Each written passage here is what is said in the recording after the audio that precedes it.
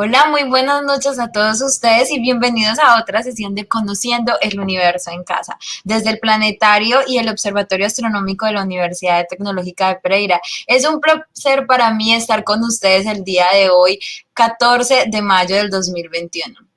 Sabemos que en este momento están pasando algo muy crítico en nuestra Colombia, en nuestro país que tanto amamos y añoramos. Así que creemos que estos espacios ayudan como un poquito a tratar como de persuadir que no solo es la violencia la única arma, sino que también tenemos otras armas que son la ciencia.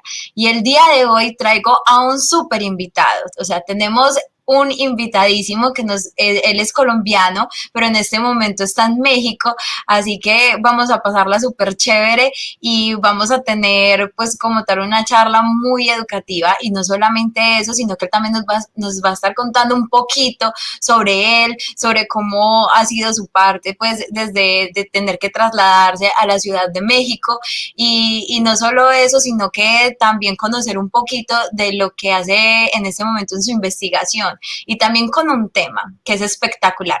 Creo que ha sido un tema que nos han pedido muchísimo.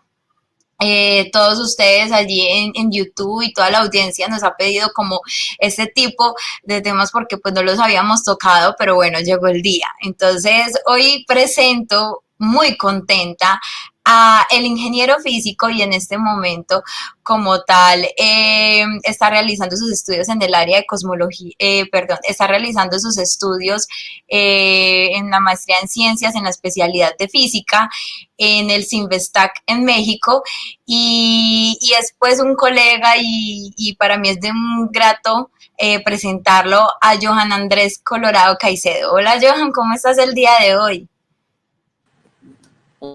Hola, Jos, ¿cómo estás? Un Muy placer estar bien. acá con ustedes. Saludos para todos allá en sus casas. Exactamente, muchísimas gracias a ti por recibir la invitación. Sabemos que estás en este momento en otro país, te encuentras pues allí terminando tus labores y también tu investigación pues bueno, terminando como tal tus estudios en la maestría. La verdad estamos muy agradecidos por sacar este tiempito. Quiero decirte pues que aquí en Colombia te agradecemos mucho y más el planetario por traer este tema que verdad, o sea, la audiencia nos estaba pidiendo, pero de una manera que no te alcanzas a imaginar. Entonces creo que bueno, también presentarte y saber un poquito más de ti para que pues también si hay niños por allí observándonos, allí también la familia vea que no ha sido para nada fácil como tal trasladarse a otro país y no solamente eso, sino pues dejar a la familia en Colombia. Bueno, yo creo que más adelante nos contarás esto. Para las personas que están allí en YouTube, quiero saber en este momento en dónde se encuentran, en qué lugar nos visitan, en qué lugar nos están observando y también pues mandar un saludo muy pero muy grato a todos ustedes. Recuerden que allí está el chat en YouTube en vivo y allí como tal vamos a estar respondiendo también sus inquietudes, sus preguntas, sus comentarios apenas finalice como tal el conversatorio con Johan Caicedo. Entonces bueno, Johan, yo creo que sin más preámbulos démosle inicio como tal a la actividad que tenemos el día de hoy en este marco de Conociendo el Universo en Casa y también en la semana como tal de crear conciencia y paz para Colombia en esta situación de crisis que tenemos en nuestro país. Así que bienvenido Johan y bueno, y el planetario, el observatorio y es todo y absolutamente todo tuyo. No, muchas gracias, Jos. Gracias por esta invitación. Soy muy complacido contigo, con el planetario de la UTP. Mi alma mater. Recordando pues también esos tiempos en los que estuvimos por allí recorriendo los pasillos de esa gran universidad que pues nos vio nacer a los próximos científicos, ¿no? de Pereira y de Colombia. Como lo decía, no es fácil migrar, no es fácil estar fuera del país y más que todo después de esta situación que está sucediendo cuando uno tiene la familia allá, ¿no? Pero digamos que producto de muchas cosas, producto de políticas y cosas que son, digamos, ajenas a uno como estudiante, como amante de la ciencia, como profesional le toca muchas veces hacer esto, ¿no? Migrar, ir a a otro país que de pronto tiene más oportunidades que el de uno para poderse desarrollar. Y pues acá estamos, esperemos que la charla que tenemos preparada para el día de hoy sea de su entero agrado, sea de todos, y conozcamos un poquito, tanto los que ya, digamos, conocen algo, como los que aún no, digamos, no están enterados con nada de estos temas, puedan conocer qué es lo que hacemos en la actualidad en el área de física de altas energías, que es en el área donde yo me encuentro trabajando. Digamos un resumen allí para que los que están viendo la charla, digamos, me conozcan un poco. Como lo dijo yo, soy egresado de la Universidad Tecnológica de Pereira en el programa de Ingeniería Física. Allí realicé estudios y investigación fue enfocada más que todo en el área de cosmología, en el área de física teórica. Hicimos un modelado allí matemático de lo que se conoce como ondas gravitacionales. Este tema fue muy interesante, me ayudó a conocer y a sentar las bases sólidas de lo que es la física teórica. Y ya cuando migré acá a México, pues, digamos, decidí cambiar un poco de área, yéndonos para un lado, digamos, diametralmente opuesto, pero que tiene demasiado y mucho que ver con el tema pasado, que es, digamos, lo relativo al cosmos, y es en la parte de las partículas elementales. ¿Sí? Ahí se desarrolla el área de la física de altas energías, y ahí es donde nos enfocamos a trabajar. Entonces, básicamente, ¿por qué? Porque, digamos, en cosmología yo encontraba un problema muy grande, y era que, digamos que según Albert Einstein, él decía que el origen, o digamos la masa, es una consecuencia, y la gravedad de la misma es una consecuencia de la curvatura del espacio-tiempo, pero más allá no se sabe de dónde viene esa masa. Entonces, por eso yo quise también migrar a la parte de las partículas elementales para comprender de dónde salía lo que es la masa, ¿no? Y por acá se intenta dar muchas explicaciones a eso. Entonces, vamos a empezar. No sé si están viendo ya mi presentación. Ok, entonces vamos a decidir llamarle o poner el título a esta charla del origen del universo, el sector oscuro y otros demonios a los aceleradores de partículas. Entonces, todo lo que nos rodea, de lo que estamos hechos, desde las partículas subatómicas, los átomos, hasta conformar lo que es la vida, nosotros mismos, nuestro planeta, el sistema solar, las grandes galaxias, y todo esto, ¿de dónde proviene? Sí, esa es la gran duda, ¿no? Y esto es lo que vamos a tratar de contestar. Digamos, no a tratar de contestar porque es una duda demasiado gigante, ¿no? O sea, desde los inicios de la historia de la humanidad se ha tratado de dar contestación a esta pregunta. ¿De dónde viene todo lo que acabo de mencionar? ¿De dónde viene la vida misma? ¿De dónde tantas cosas tan maravillosas que son como la que nos rodea, la que conforman también el cuerpo humano y la que dieron origen a la vida? ¿De dónde viene? Entonces, para contestar estas preguntas, surgieron muchas teorías científicas y también mitos evolutivos y mitos de la creación, ¿no? Pero la teoría más acertada y más ampliamente reconocida es esta, la teoría del Big Bang. La teoría del Big Bang fue planteada por este señor. Él era un sacerdote y físico llamado Georges Lemaitre. Este hombre escribió una carta a la Nature Magazine donde explicaba y teorizaba, basándose en las ideas de Albert Einstein de la relatividad general, basándose en esas ideas, él teorizó que el universo como tal tuvo su origen en un día sin ayer, así lo llamó él. Este hombre se convirtió en ese tiempo en una celebridad por su forma irrelevante también de pensar, por su forma revolucionaria de impactar la ciencia en ese momento. Y entonces, teniendo en cuenta esto, se causó toda una revolución en la ciencia.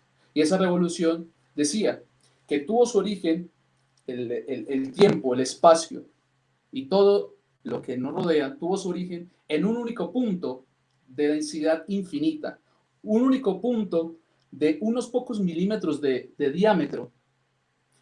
Esto era el equivalente a un agujero negro supremamente masivo y supremamente cargado, para, digamos, imaginarnos lo que era el origen del universo. Debido a fluctuaciones cuánticas y la inestabilidad del mismo, se produjo un estallido, un bang, por eso se llama el Big Bang. De esta gran explosión, inmediatamente surgió el tiempo y el espacio. Entonces tenemos allí como tal plasmada la evolución del universo. Las fluctuaciones cuánticas causaron la inestabilidad de este punto de densidad infinita, provocando un estallido, y ahí en ese mismo instante se originó el tiempo y el espacio. Y para entender esto, vamos a dividir dicha evolución en dos etapas, que se llaman la era de la radiación y la era de la materia. Vamos a empezar con la era de la radiación. La era de la radiación está dividida, la dividimos acá en estas épocas. Entonces la llamamos la época de Planck, de gran unificación, de inflación, la era electrodébil, la quark, la hadrónica, la leptónica y la nuclear. En esta etapa, como bien lo dice el nombre, era la era de la radiación. Es decir, que hasta este punto no había consolidada materia como bien la conocemos. En la época de Planck tenemos puramente radiación, es decir, luz y las formas de esta. En el inicio de los tiempos había algo llamado la superfuerza. La superfuerza estaba compuesta de lo que hoy conocemos como las fuerzas fundamentales de la naturaleza. Las fuerzas fundamentales de la naturaleza son la fuerza de la gravedad, nuclear fuerte, débil y electromagnética. Más adelante vamos a ahondar más sobre estas cuatro fuerzas. Pero en el inicio de los tiempos, en el instante después del estallido del Big Bang, estas fuerzas todas estaban unificadas en una sola que se llama superfuerza. Allí la temperatura era de 10 a la 40 Kelvin, es decir, un 1 con 40 ceros de grados Kelvin. Y esto pasó justo inmediatamente después del Big Bang. Luego vamos a la época de la gran unificación. En esta época, la gravedad se separa de las fuerzas que conocíamos o que mencioné anteriormente. Y entonces acá ya vamos a tener que la temperatura baja unos órdenes de magnitud, y esto ocurre en 10 a la menos 43 segundos después del Big Bang. Se ocurre esa separación de la gravedad. Esto va a ser muy fundamental en lo que vamos a tratar más adelante. Vamos después a la época inflacionaria. En esta época, al pasar 10 a la menos 33 segundos, es decir, 1 dividido entre un 1 con 36 ceros, y esto en segundos, el universo pasó desde el tamaño de un átomo hasta el tamaño de una naranja, en esa cantidad de tiempo. Por eso es que se llama la época inflacionaria, porque el universo rápidamente se expandió. Luego pasamos a la época electrodébil. En la época electrodébil, ¿qué sucedió? Ya teníamos la gravedad separada de las cuatro fuerzas fundamentales, pero esta también provocó que se separara la fuerza nuclear fuerte. Es decir, que ya teníamos solamente dos fuerzas que estaban allí comprometidas, que era la nuclear débil y la electromagnética. Luego pasó algo en el universo que se llamó la época quark. Justo antes de que, bueno, en esta época ya teníamos las configuraciones necesarias para poder que se creara la materia que nosotros conocemos, dando origen a estas partículas que tenemos acá, que son las más fundamentales que nosotros conocemos hoy en día y de las cuales podemos decir existen. Estos quarks, que más adelante también hablaremos de ellos, fueron los que reinaron en la época quark. Esto sucedió en un tiempo de 10 a la menos 12 segundos después del inicio del tiempo. Y estábamos a una temperatura de 10 a la 10 Kelvin.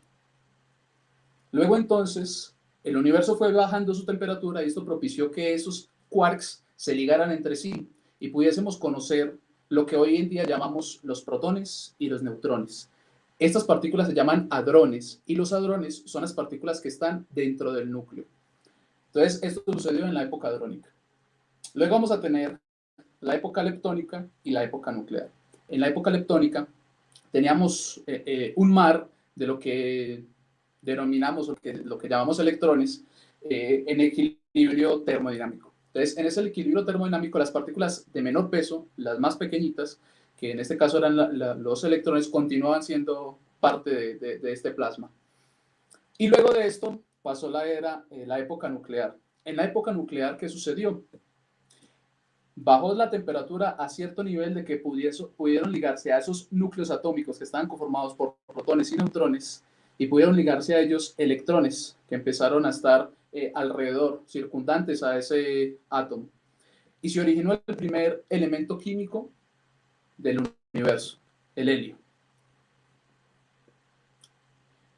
Ustedes se preguntarán, y si de pronto recuerdan, los que ya pasaron por los cursos de química, ¿por qué entonces este fue el primer elemento y no el hidrógeno, que es más simple? Pues bien, el hidrógeno necesita unas condiciones más propicias para poder existir. El hidrógeno necesita que la temperatura hubiese bajado mucho más. Entonces, por eso es que el hidrógeno no cabe en esta época. Sí hay ensayos, pero se desligaban muy fácilmente. Luego pasamos a la era de la materia. En la era de la materia vamos a dividirla en épocas llamadas la atómica, la galáctica y la estelar. Entonces, en la atómica, ¿qué tenemos? En la atómica, la temperatura ya no era tan gigante, o sea, ya la temperatura bajó a 3000 Kelvin. Y esto pasó alrededor de unos 50.000 años después del inicio del tiempo. En este momento, ya las condiciones del universo eran propicias para que esos electrones empezaran a ligarse a esos núcleos atómicos y empezaron a formarse el segundo elemento de la naturaleza, que era el hidrógeno. Esta época o este procedimiento se llamó, o lo llamaremos la recombinación. Podemos ver acá entonces lo que sucedía. En esa época de la recombinación, ¿qué pasó? Teníamos ya el hidrógeno, y el hidrógeno, por ejemplo, impactando con otros hidrógenos, lo que producía acá era una colisión, y esa colisión lo que produce son decaimientos. Entonces, esos decaimientos, que más adelante vamos a ver también qué tipo de decaimientos son, van a producir o ayudar a producir con las condiciones de este momento del universo elementos diferentes a los que ya teníamos. Entonces, acá, por ejemplo, ya tenemos el helio 3, el helio 4, y ya teníamos elementos diferentes de los iniciales, es decir, ya empezamos a crear una tabla periódica de elementos. Esto es lo que llamamos nucleosíntesis. Avanzando más en el tiempo, la temperatura ya era más parecida a lo que es hoy en día, y un tiempo de alrededor de 200 millones de años para que esos átomos que ya estaban, para que esa materia que existía pudiese, por medio de la gravedad, ser compactada en lo que llaman o lo que llamamos ahora nubes atómicas. Esas nubes atómicas después, por efectos de gravedad y otras cosas misteriosas que después ya hablaremos, fueron empezando a unirse en lo que llamamos clústeres o cúmulos. En esos cúmulos, lo que sucedió después fue esta época, la época estelar, que sucedió 3.000 millones de años después del Big Bang. Acá entonces ya empezaron a surgir las estrellas. Las estrellas en esos cúmulos que llamamos anteriormente, donde estaban las nubes atómicas o esos gases, esa recombinación que hubo. Entonces acá ya teníamos la existencia de las estrellas. Las estrellas son fundamentales en la existencia de nuestro universo. ¿Por qué? Son fundamentales porque el calor que emanan estas estrellas, que radian estas estrellas, provocan que los elementos que hasta este momento teníamos se convirtieran y mutaran en los otros elementos que conforman nuestra la tabla periódica, y ayudan a que podamos ya tener esa cantidad de elementos químicos que hoy en día tenemos. Entonces, esto es lo fundamental de ese aspecto. Entonces, bien,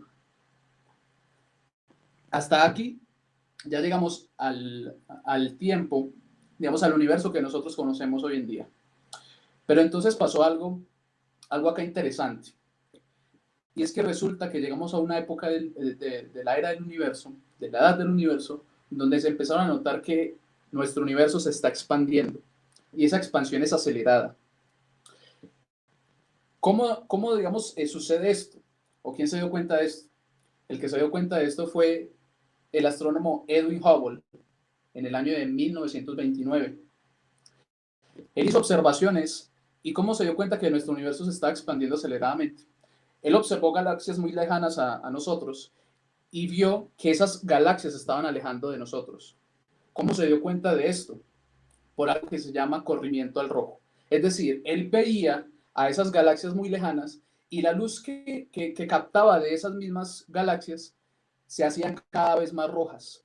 ¿Qué quiere decir esto? El corrimiento al rojo significa lo siguiente: como el espacio como el espacio está creciendo, la luz también crece con ese espacio. Es decir, que las ondas que tenían una frecuencia antes, ahora van a tener una frecuencia diferente. Es decir, que ahorita ya no vamos a tener ondas cortas, sino que esas ondas se van a alargar. Por eso es que la luz cambia de tono, por decirlo así, y ya la vemos de un tono diferente. Entonces esto nos indica que nuestro universo se está expandiendo. Ahora bien, esto fue muy interesante y proporcionó algo de lo cual propició más bien, algo de lo que vamos a hablar a continuación. Resulta que en el inicio pues, de los tiempos justo en los instantes después del Big Bang, teníamos allí toda este plasma que les hablé, que estaba conformado en su mayoría por electrones y algo que en física se conocen como bariones. Los bariones son los protones y los neutrones, ¿sí? Se llaman así porque están dentro del núcleo, por eso se llaman bariones. Entonces, este plasma de electrones y bariones tenía un comportamiento, digamos, muy particular. Primero, pues estaba a una temperatura demasiado alta, entonces los electrones no podían ligarse a esos núcleos atómicos.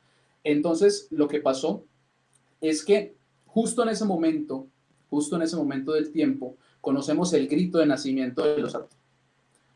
¿Cómo es ese grito de nacimiento de los átomos? Pues bien, resulta que teníamos esos electrones que conformaban el plasma y los bariones, y teníamos fotones por todos lados. Entonces, esos fotones eventualmente impactaban con los electrones, ¿no? Estas partículas subatómicas que están circulando alrededor del núcleo. Entonces, al ellos impactar con ese electrón, entonces, por ejemplo, se ocasiona un fenómeno que se llama dispersión Compton. ¿Qué es la dispersión Compton? Como ese gas, ese plasma está conformado de electrones y de bariones, los electrones en ese plasma estaban a muy alta energía. ¿Por qué? Pues porque teníamos muchísima temperatura en ese momento. Entonces, al tener esto tan energético, lo que pasa es que cuando los fotones llegan e impactan con este electrón, van a ser dispersados, ¿sí? Pero se dispersan con una característica, y es que la frecuencia de oscilación de estas cosas va a cambiar. Cuando un fotón impacta con un electrón y en el proceso cambia su frecuencia, veámoslo así, cambia su color, lo que sucede es que se produce una dispersión Compton. Entonces, al tener esas diferencias de frecuencia, según esta relación que es la relación de Planck, esta ecuacióncita de acá, que nos dice que la energía es proporcional a esta vaina que tenemos acá. Esta vaina es la frecuencia, ¿sí? ¿La frecuencia de quién? Pues de fotón. A mayor frecuencia, mayor energía. A menor frecuencia, menor energía. Entonces, esto básicamente es lo que llamé el grito de nacimiento de los átomos. Ese grito de nacimiento de los átomos se produjo justamente en el momento en que los átomos empezaron, digamos, a recombinarse, que empezaron a ligarse allí los electrones y los fotones por todos lados a impactar con electrones. Entonces se propició que también se empezaron a formar los núcleos atómicos y los átomos en sí. Recordemos que esa temperatura era de 3000 Kelvin y esto sucedió aproximadamente a los 380.000 años después del Big Bang. Entonces, bien, ¿qué pasa con esto? ¿Qué pasa con esa radiación? Pues esa radiación hasta hoy en día nos sigue llegando. ¿Por qué? Porque hagamos de cuenta que en este punto del espacio y el tiempo hubo la explosión. El universo se expandió en la era inflacionaria muy rápidamente y empezó a expandirse, ¿sí? En esa expansión, entonces, va a suceder una expansión acelerada, que es la que estamos viviendo. Entonces, nosotros estamos yéndonos con todo ese espacio y ese tiempo que se ha ido expandiendo. Y muy atrás en el tiempo, seguimos nosotros percibiendo que nos van llegando esos fotones, ¿sí? Es algo bien interesante. Entonces, esos fotones se plasmaron en algo que se llama el fondo cósmico de microondas, que no es nada más y nada menos que la foto del nacimiento de nuestro universo. El grito de nacimiento de los átomos, como lo llaman. Esto que tenemos acá es algo revolucionario, algo que nos va a cambiar y que nos cambió la mentalidad, digamos, que cambió la mentalidad de la ciencia hasta el momento, porque esto nos dio demasiada información interesante. Si ustedes ven ahí, hay unas manchitas de diferentes colores y así. Esto representa la densidad de energía de nuestro universo.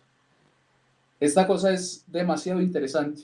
¿Por qué? Estas variaciones que están acá, estas pequeñas variaciones se llaman anisotropías. Las anisotropías son, digamos, que nos indica que esta pintura o esta foto no es uniforme en todo el espacio, ¿no? O sea, hay pequeñas variaciones de ella y eso se llaman anisotropías. Eso indica lo que había mencionado anteriormente, la diferencia de esa frecuencia que como causa tiene una energía y esa energía está plasmada acá. Ahora, una anécdota. Yo recuerdo que cuando era niño, bueno, y los millennials que están viendo esto y la gente ya mayor se estará de acuerdo conmigo. Yo una vez, bueno, estaba en mi casa, mi abuelo se tenía un radio así parecido a este, y en ese radio le escuchaba música, ¿no? Escuchaba su emisora y todo eso. Pero resulta que él me decía, mijo, póngame tal emisora que es la que me gusta. Y llegaba y mientras movía la perilla, escuchaba un ruido, ¿no? Un ruido que le denominan estática. Entonces yo le preguntaba a mi abuelo, yo, ese ruido, o sea, ¿qué es? ¿No? Entonces él decía, es que está sintonizando la emisora, ¿no? Está sintonizando la emisora. Pues resulta que ese ruido, esa estática que nosotros escuchamos en ese radio, créanlo o no, una fracción pequeña de ese ruido proviene desde el inicio del mismo universo, desde el Big Bang. O sea, una pequeña fracción de esa estática nos indica la génesis del mismo universo. Ahora, yo les decía que esta foto que les había mostrado nos mostraba la densidad de energía y de materia que contiene el universo. Y esto fue plasmado en esta grafiquita. O sea, no, los físicos lo que hacemos es tratar de interpretar el mundo con ecuaciones y la reflejamos en gráficas para que sea más comprensible lo que estamos haciendo. Lo que vemos acá es, digamos, una variación angular. Esto de acá, mira que acá esto es la escala, esto es en ángulos. Y esta es la densidad de energía. Pues resulta que acá vemos que tiene un pico, esa gráfica, ¿no? Hay un pico de densidad de energía. Ese pico de densidad de energía es la densidad total del universo. Y pues resulta que en análisis se dieron cuenta los físicos de que esta densidad era mayor a la densidad de materia del universo. Hay muchos estudios también. Hace poco salió un estudio donde digamos, dieron esa diferencia con mayor precisión. Ahorita lo vamos a ver más adelante. Y esto resulta que es una evidencia de algo fundamental de lo que vamos a tratar en esta charla. Y es evidencia de la materia oscura. Si la densidad de energía de todo el universo, que por una ecuación muy famosa de Albert Einstein, E igual a mc cuadrado, ¿no? Es que muchos la indican así, pero pues la ecuación está incompleta, pero bueno, digamos que E igual a mc cuadrado, es decir, que la energía, o que la masa, más bien, se traduce en energía, ¿no? Entonces, por eso es que podemos, digamos, de una forma u otra comparar acá densidad de energía con densidad de materia. Entonces, la densidad de materia es mayor que la densidad de energía. Esto nos indica que hay un excedente allí, ¿no? Ese excedente es una evidencia sustancial de lo que llamamos materia oscura. Muy bien, el fondo cósmico de microondas fue descubierto por estos dos señores, Robert Wilson y Arnold Penzias. Ellos recibieron el Nobel por este trabajo en el año de 1978. Esto fue por el descubrimiento pues, del fondo cósmico de microondas. Muy bien, hablamos ahí ya entonces de lo que es la materia oscura. Y se llama así porque básicamente no sabemos qué es. Lo sé, suena un poco aterrador, un poco prometedor, ¿no? Pero digamos que es algo muy, muy fascinante, es algo muy bien interesante lo que sucede con esta materia oscura. Entonces vamos a ver algunas evidencias, no solo la que les acabo de mencionar, de la existencia de esta materia oscura. Resulta que una evidencia de esto es los lentes gravitacionales. Y esto no es otra cosa más que unos lentes como los que yo tengo en este momento puestos. Yo soy un poco cieguito, entonces resulta que cuando le he prestado mis lentes a amigos, amigas, siempre es como que, uy, no veo bien, que no sé qué, pues básicamente pasa lo mismo acá. ¿Qué es un lente gravitacional? Resulta que en la relatividad general de Einstein se dice que el espacio se curva, el espacio-tiempo se curva por una entidad masiva, una entidad con masa. Esa entidad masiva es esta cosa que tenemos en el medio, ¿sí? Esto es un cúmulo. Los cúmulos son los que contienen las galaxias. Entonces, ese cúmulo es tan masivo, tiene tanta masa, que hace curvar el espacio-tiempo a su alrededor, ¿sí? Y digamos que lejanos de este cúmulo tenemos esta galaxia que tenemos acá, que es la que nosotros vamos a estudiar. Resulta que por esta curvatura del espacio-tiempo hace que la luz que provenga de esa galaxia venga a nosotros también distorsionada, es decir, también se curve. Y cuando nosotros vemos en la Tierra esa galaxia lejana, la vamos a ver en varios puntos de una imagen, como lo vemos acá. En esta imagen vemos el efecto de un lente gravitacional, ¿sí? Entonces tenemos el cúmulo en el centro y mira que acá en azulito tenemos la misma galaxia y acá en rojo también, ¿no? ¿Cómo sabemos esto? Hay una técnica que se llama espectroscopía y con esa técnica lo que hacemos es mirar la radiación que provenga de esas galaxias y la vamos clasificando, ¿no? Entonces ahí vamos a ver, tiene tantos componentes de hidrógeno, tantos de helio, tantos, y así es que nosotros caracterizamos, o así es como los astrónomos miden estas cosas y caracterizan las galaxias. Entonces ahí se dan cuenta de que es la misma galaxia, entonces la estamos viendo igual. Pero entonces resulta que se calcula el efecto de este lente gravitacional donde, digamos, ese cúmulo de galaxias en el centro, que mayoritariamente su masa proviene de lo que es gas y en menor parte de la masa de las galaxias, pero su mayor parte de contenido de materia es por el gas que rodea a ese cúmulo. Y resulta que haciendo el cálculo y el estudio, pues se dio cuenta de que ese efecto debería ser menor que el que vemos acá. Acá vemos un efecto magnificado. Entonces, esto también es evidencia de materia oscura. Hay algo más ahí que me está perturbando más el espacio y por lo tal hace que me distorsione más la imagen. Muy bien, entonces ese algo es materia oscura, ¿no? Entonces, esos lentes gravitacionales son evidencias de esa materia oscura. Si eso no existiera, pues simplemente vamos a tener la galaxia acá, vamos a tener el cúmulo y simplemente vamos a tener ningún efecto allí como tal. Pero lo vemos en varias y repetidas veces, esa misma galaxia en nuestras imágenes. Entonces, bien, ahora, ¿qué sucede con la materia oscura? ¿O cuál es el problema? Pues bien, con la materia oscura lo que sucede es que sabemos que está junto a esas galaxias, que está junto a esos cúmulos, pero esa vaina no interactúa no interactúa de forma electromagnética, es decir, no emite luz, o sea, no la podemos ver, o sea, no la podemos ver, digamos, directamente. Lo único que podemos ver, lo único que podemos sentir son sus efectos gravitacionales, ¿no? O sea, lo que acabamos de percibir. Entonces, esta es una evidencia muy fuerte de esa existencia de materia oscura. Muy bien, y resulta que en este orden de ideas llegó un tipo muy irreverente, ¿no? Este tipo se llama Fritz Zwicky. Este hombre era muy particular, pues ya lo pueden ver ahí en la foto, ¿no? Un astrónomo suizo. Y resulta que él utilizó una formulita matemática, digamos, muy simple, que se llama el teorema del virial. No, pues no vamos a andar mucho en este tema, pero entonces básicamente lo que hizo fue calcular la velocidad de esas galaxias que están rodeando los cúmulos y se dio cuenta de que esa velocidad era mucho mayor a la que debía ser predicha. Y para tener esas galaxias en torno a ese cúmulo y que no de salir de allí, pues resulta que debe de haber algo, un campo gravitacional muy grande que propicie eso, más grande del que pudiese haber con sola materia ordinaria, ¿no? Entonces él observó el cúmulo coma, y se dio cuenta de esta cosa.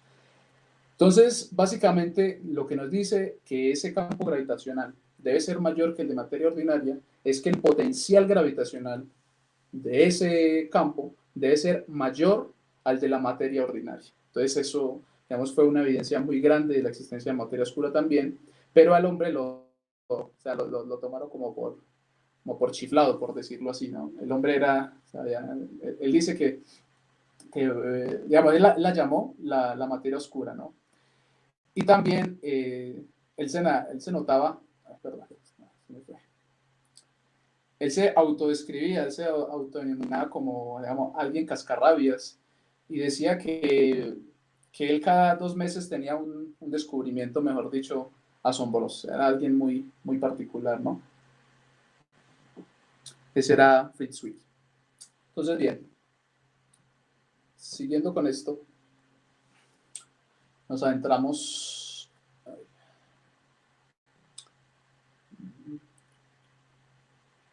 Ajá. Entonces, ya entonces tenemos las evidencias de lo que se denomina materia oscura, ¿no?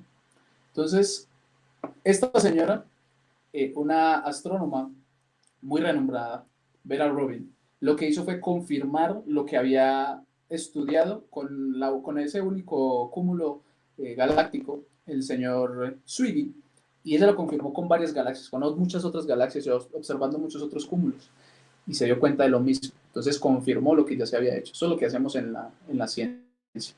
Entonces, bien, algo acá muy importante.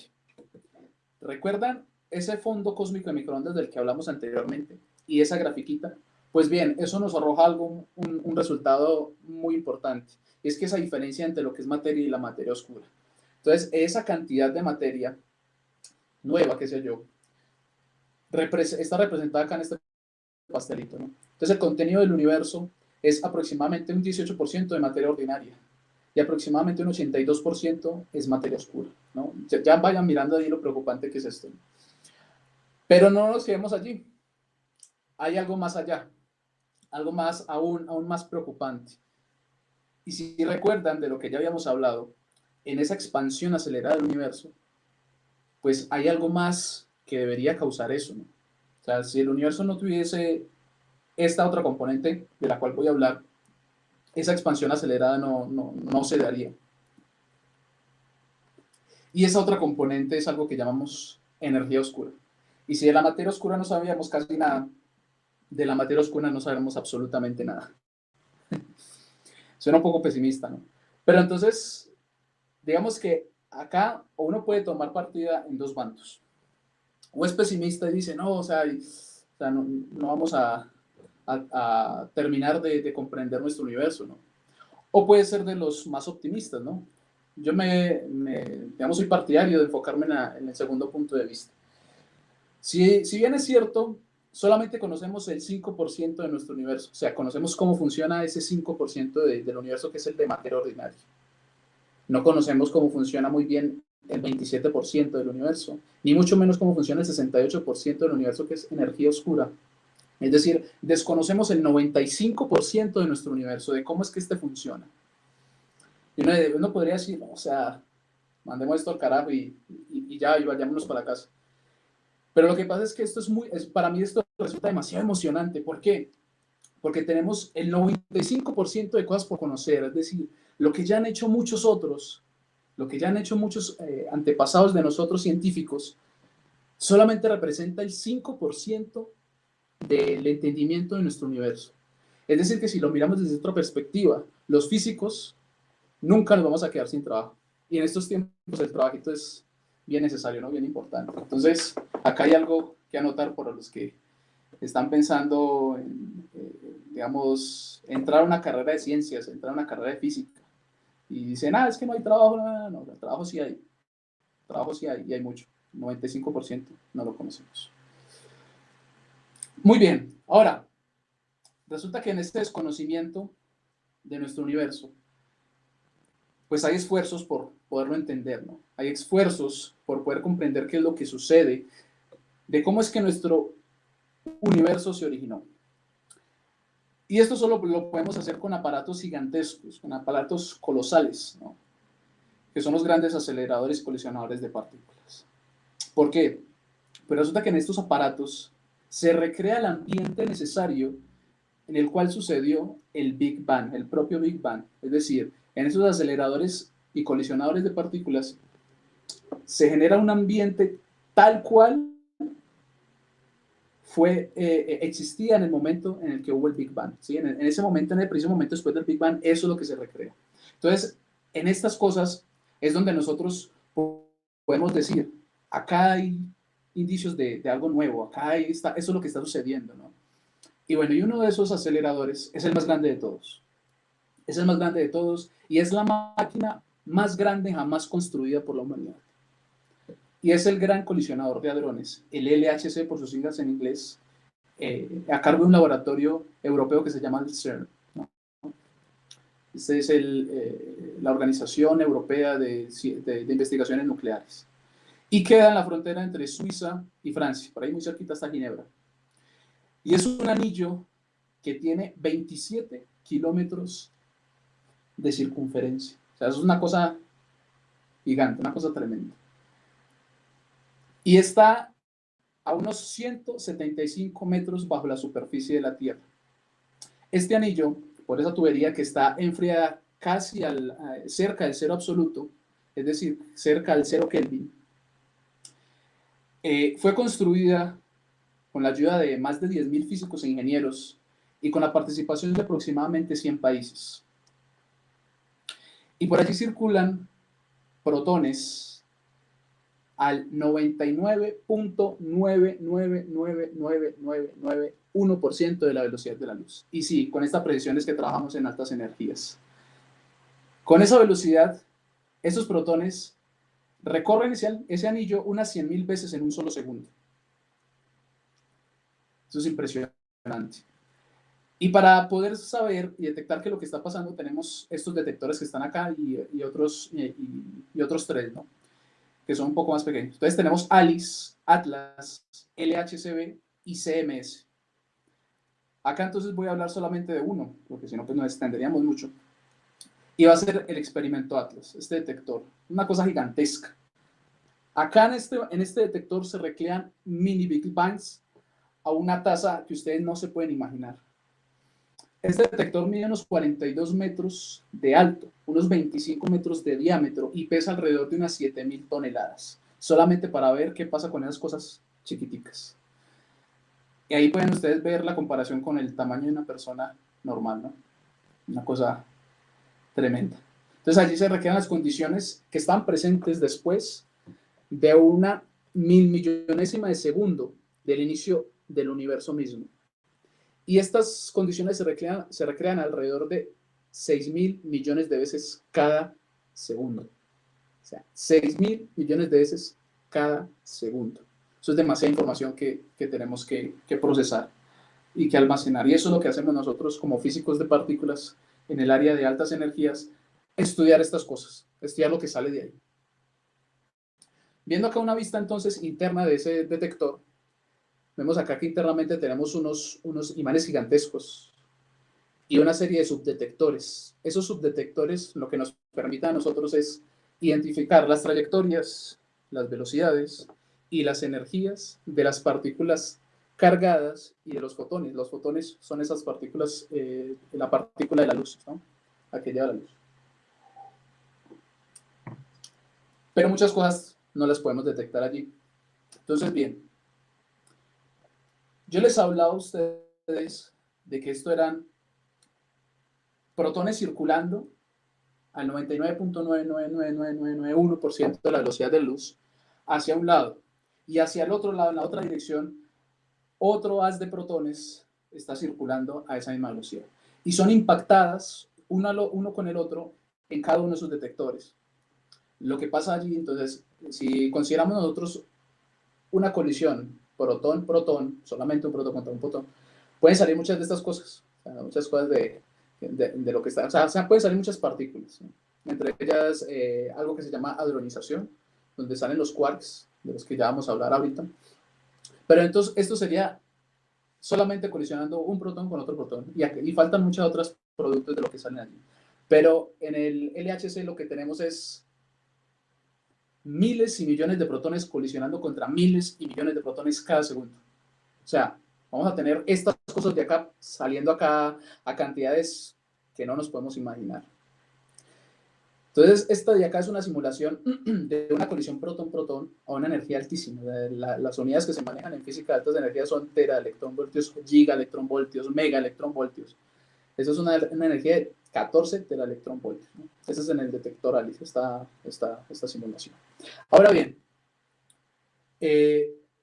estos experimentos y este acelerador de partículas, digamos, es el más grande del mundo, es digamos, el más importante y el que ha propiciado un descubrimiento fundamental que ahora hablamos, pero no es el único, hay muchos otros. Y acá voy a hablar de otro, ¿sí? Se llama el Super Keck B. Este queda en Tsukuba, en la provincia de Tsukuba, Japón. No es tan grande, tan voluminoso, tan ostentoso como el LHC, pero es otro gigante, es otro grande. Este mide de circunferencia alrededor de unos 3 kilómetros. Y por él circulan en un lado electrones y hacia el otro lado circula la partícula opuesta al electrón, ¿sí? La partícula que tiene carga opuesta al electrón, que es su antipartícula, es decir, el positrón. Estas dos cosas se hacen colisionar en este detector estrella que se llama Bell 2. Este detector Bell 2 da el nombre a la colaboración Bell, de la cual yo hago parte, en la cual yo trabajo, y lo que hacemos es analizar los datos de este experimento. Y resulta que al hacer colisiones electrón-positrón, esas colisiones son más limpias, ¿no? Llamamos colisiones que son más limpias, es decir, que podemos hacer física de mayor precisión allí. En el caso del LHC salen muchas cosas, muchísimas, muchísimas. Entonces se hace más complicado poder analizar todo esto y salen demasiadas partículas que hacen que el análisis sea mucho más complicado y digamos que hayan errores sistemáticos y eso que nosotros llamamos errores sistemáticos, producto de nuestros análisis y producto de que esa colisión no sea tan limpia como la que tenemos acá. Esto hace que entonces tengamos medidas más precisas. ¿Qué tenemos allí? Entonces ya lo dije, tenemos electrón impactando contra positrón. Cuando una partícula choca con su antipartícula, ellas se aniquilan y creando cosas más allá, ¿no? Entonces, podemos tener acá rayos gamma, como lo que vemos acá, saliendo de esa colisión. Podemos tener también 3 fotones saliendo de allí. Podemos tener 2 fotones energéticos. O podemos tener algo que se llama hadronización. La hadronización es algo que también es producto de esto, pero entonces va a salir estos protones o el antiprotón, como está acá, ya los dije, estos son hadrones o son bariones, ¿no? Así se clasifica. Entonces de acá salen, y como pueden salir muchísimas otras cosas más, ¿no? Y hágase de cuenta que, o sea, pasa lo mismo, impactan, pero esto es o sea, no es un electroncito impactando con otro electroncito, ¿no? Eso es una corriente eléctrica como la que circula en nuestro hogar y por eso es que tenemos nuestros focos de energía, por eso es que podemos poner la nevera, por eso es que tenemos nuestros dispositivos móviles, o sea, esa corriente eléctrica se cuenta que está circulando en ese anillo y una anticorriente eléctrica, que sería la de los positrones, está circulando en un lado opuesto. Se impactan. Entonces, eso se da miles y millones de electrones impactando contra miles y millones de positrones. Entonces, eso es lo que tenemos allí. Entonces, de ahí salen muchísimas cosas. Y eso es lo que analizamos.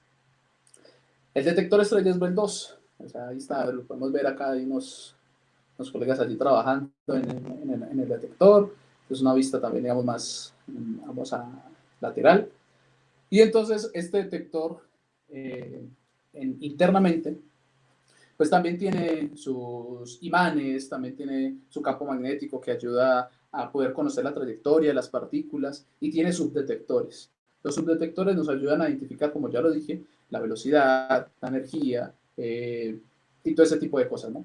Entonces, ustedes se preguntarán, si hay un Bell 2, entonces alguna vez hubo un Bell 1, ¿no? Un Bell. Y sí, este fue el primer experimento, este sería el upgrade, la actualización de Bell 1. Y se espera que Bell 2 tenga 50, recupere 50 veces más de datos que Bell 1, ¿no? Eso es lo que se espera, o sea, por todas las actualizaciones, por todas las mejoras que se ha hecho. Y esto apenas fue recientemente, o sea, Bell funcionó desde el 1999 hasta 2010. Ahí desde el 2010 hasta más o menos el 2018 se vino a hacer la construcción y la actualización de Bell 2 y a partir del 2018 empezó a operar. Entonces está re jovencito, mejor dicho, esto acá está evolucionando cada momento y también se ha sacado de acá descubrimientos interesantes, ¿no? Muy bien. Bueno, y muchos experimentos también, resultados interesantes que vienen próximamente. Entonces, esto es una vista interna de lo que es el detector. Entonces, acá en el centro es donde impacta el haz de electrones contra el haz de positrones, cada uno con energía diferente. Entonces, por eso es que este está como corrido hacia la izquierda, porque esto se llama una colisión asimétrica. Internamente tenemos cada uno de estos subdetectores, ¿no? Cada uno de estos subdetectores lo que hace es, valga la redundancia, detectar diferentes partículas, tanto electrones, tanto fotones, tanto protones, piones, en fin, todo un zoológico de partículas que hay. Entonces, más o menos funciona así, la colisión, positrón contra electrón contra positrón, y van saliendo acá las partículas y acá podemos ver la trayectoria de las mismas y con esas trayectorias podemos nosotros calcular las velocidades. O sea, las velocidades en algo que se llama los momentos, ¿no? Eso es una cantidad en física muy importante.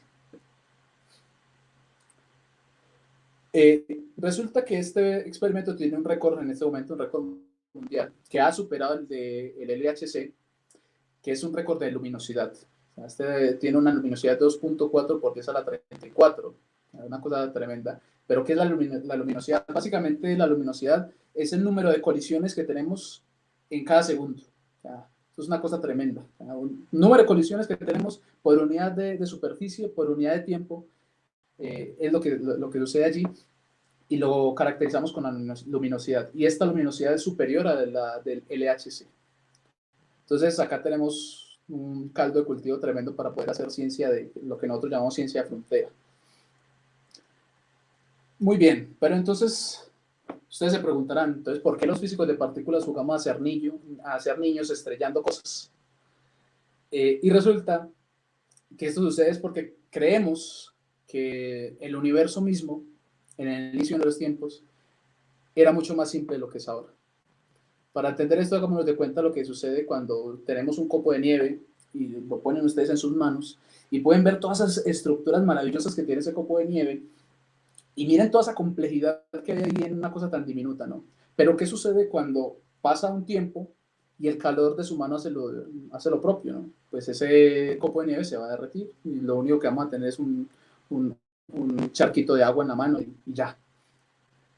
En ese mismo orden de ideas, lo que consideramos es que si a los átomos les damos 13.770 millones de años, que es lo que le tomó al universo desde el Big Bang hasta este momento para construir la complejidad que nosotros podemos ver con nuestros ojos y con nuestros detectores, pues en esto mismo es lo que sucede acá con el agua. El agua normalmente es muy simple, pero miren lo que sucede cuando le bajamos la temperatura al agua y las condiciones propicias atmosféricas para que creen estas cosas. Entonces, en ese mismo orden de ideas, así creemos que es nuestro universo en su inicio, simple. Pero entonces, esa simpleza nos lleva a cuestionarnos de muchas maneras. Y resulta que para poder entender lo que sucedió en ese instante de tiempo después del Big Bang, necesitamos que todas esas fuerzas, esas cuatro fuerzas de la naturaleza, se junten en una sola. Recuerden que la llamamos una superfuerza, se llama una superfuerza. Entonces hay propuestas para poder analizar esto, hay propuestas teóricas, propuestas físicas para poder analizar eso.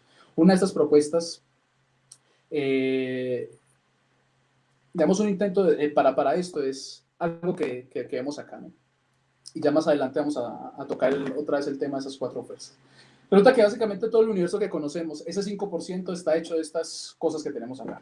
O sea, estas 12 partículas conforman todo lo que nosotros sabemos del universo hasta este momento.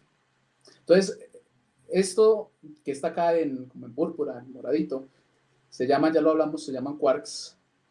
Entonces, y lo que está acá se llaman leptones. De estas 12 partículas está conformado todo el universo. Con estas otras cuatro partículas que están acá, estas cuatro partículas son las mediadoras de esas cuatro fuerzas fundamentales, excepto, de tres fuerzas fundamentales, excepto la gravedad, que no está dentro de este modelo que les voy a explicar ahora. Tenemos entonces el electrón del que ya hemos hablado mucho, pero tenemos un primo de ese electrón que se llama muón, que es como el primo gordito del electrón porque pesa 200 veces más. Y tenemos otro primo aún más grande que él. O sea, a este le gusta comer mucho McDonald's, muchas hamburguesas de Burger King y todo eso. Y son leptones, ¿no?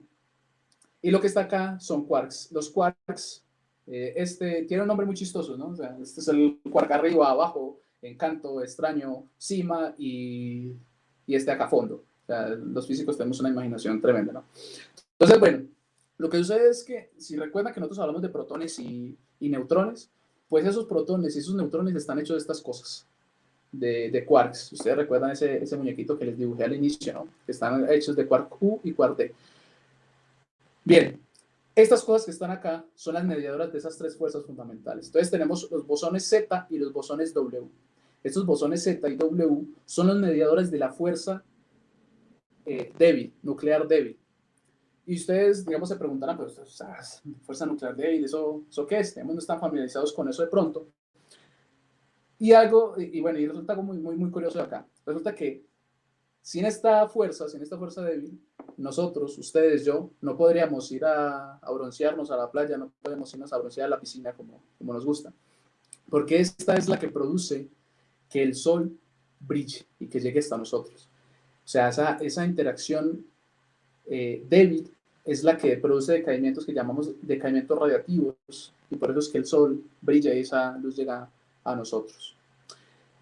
Entonces, bueno, y cuando el sol brilla, lo que sale de allí y sale a raudales son estas cosas que están acá, estas tres cosas que están acá, que se llaman neutrinos. Es más, si ustedes ponen su dedo y miran su uña, que es de unos pocos centímetros cuadrados de superficie, en este mismo instante están atravesando su cuerpo y esa uña y ese dedo unos 6.000 millones de neutrinos cada segundo. Pregunta, ¿ustedes lo sienten? No lo podemos sentir, ¿no? O sea, porque la fuerza débil hace bien su tarea. Luego tenemos entonces esta cosita de acá que llamamos el gluón.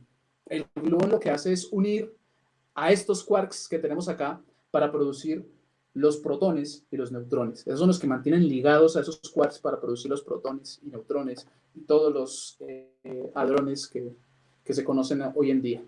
El fotón, bueno, y el gluón es el mediador, eso se llama la interacción fuerte, esa es la fuerza fuerte, la que mantiene el núcleo ahí unido. Y el fotón es el mediador de la fuerza electromagnética. Ese es el responsable de que el electrón esté ahí en el átomo y circulando ahí alrededor y no se salga de allí, ¿no? Esa es la fuerza nuclear, la fuerza eléctrica. Entonces ya tenemos, en la nuclear débil tenemos los bosones Z y los W, en la nuclear fuerte tenemos el gluón y en la electromagnética tenemos el fotón, ¿no?